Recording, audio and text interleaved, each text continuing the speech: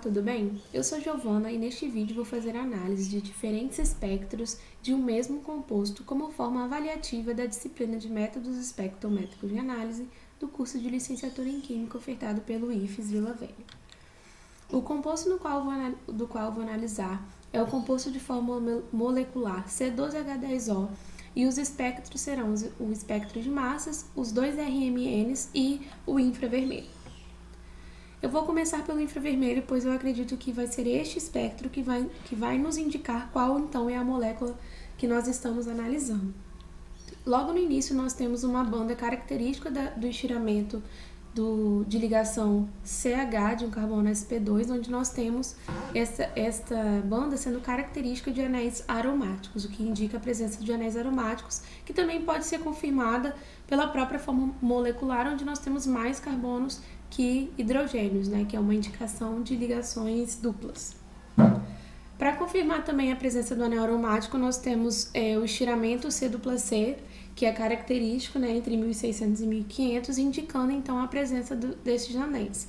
Para esse estiramento indicar a presença de anéis aromáticos, eles têm que ter essa conformação, né, serem compridos e agudos. Mas o principal estiramento que vai indicar para a gente qual é nosso composto é o estiramento assimétrico COC, que indica então que este composto trata-se de um éter, né? Pois ele também poderia se apresentar como álcool, visto que nós não sabemos qual é o composto, mas esta banda indica pra gente que trata-se de um éter. Também nós temos aqui as bandas características da deformação angular fora do plano de carbonos de anéis aromáticos, né, que se encontram em torno de 900 até 600, que indicam então a presença desses anéis.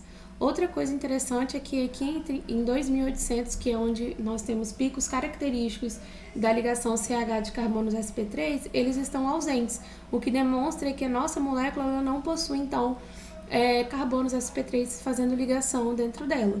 Logo, eu acredito que trata-se desta molécula, que é um difenyléter.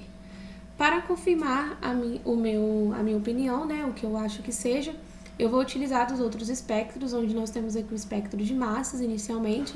Nesse espectro, nós temos o primeiro pico, que é característico, né, do anel aromático, quando ele se fragmenta da sua molécula, a partir deste mecanismo que vocês podem ver aqui em cima, né, acreditando que a molécula seja o difenyléter. Este pico de maior intensidade no final corresponde à massa molecular do composto, né, sendo esta 170. Também nós temos o pico em torno de 140 a 141, que diz em relação à junção dos dois anéis aromáticos, né? O que indica pra gente então que existe dois anéis aromáticos na molécula, e este mecanismo ele pode ser visto nesta imagem, onde nós percebemos que é um mecanismo grande, e no final nós chegamos ao fragmento indicado no espectro.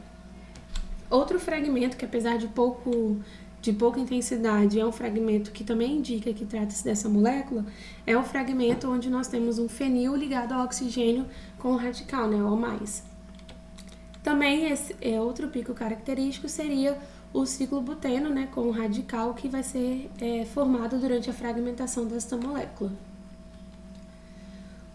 Os espectros de RMN, eles também confirmam a teoria de se tratar de um difenyléter, né? A partir do momento que nesta molécula nós temos 3 tipos de hidrogênio apenas, como vocês podem ver, o hidrogênio A, que é o hidrogênio que faz ligação com o carbono que está ligado ao éter, ao oxigênio, o hidrogênio B, que está entre os dois hidrogênios, né? E o C. Então, nós temos 3 hidrogênios e aqui nós temos 3 picos característicos, 2 bem juntinhos aqui, que acredito que seja pela forma como foi dado o espectro, né? Às vezes a resolução não ficou boa, e também esse pico característico em torno de 7, que é característico de anéis aromáticos. O RMN do C13 também indica pra gente que trata-se dessa molécula, visto que nessa molécula nós temos 4 tipos de carbono diferentes, como vocês podem ver aqui, o carbono 4, 1, 3 e 2, e aqui nós temos 4 picos respectivos destes carbonos, como vocês podem ver aqui, o que indica então que é esta molécula do qual nós estamos analisando.